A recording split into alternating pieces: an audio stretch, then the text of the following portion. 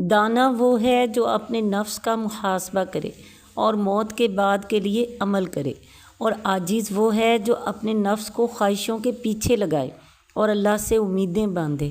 حضرت عمر بن خطاب رضی اللہ تعالیٰ عنہ کے بارے میں منقول ہے کہ انہوں نے فرمایا کہ اپنے نفسوں کا حساب لو اس سے پہلے کہ تم سے حساب لیا جائے۔ پھر فرمایا کہ قیامت کے دن حساب اسی پر آسان ہوگا جو دنیا میں اپنے نفس کا حساب لیتا رہے گا۔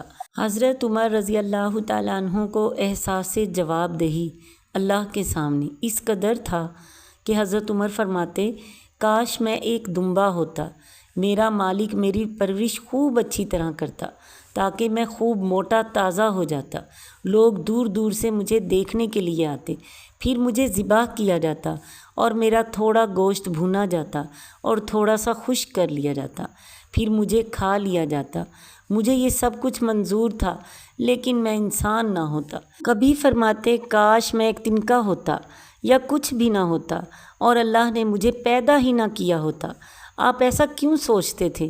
اور زندگی میں اسلام جیسی نعمت پانے کے بعد اور بڑے دور رس نتائج رکھنے والے اعمال نیک کرتے رہنے کے باوجود آپ کی یہ تمنا کیوں تھی کہ میں دنیا میں نہ آیا ہوتا؟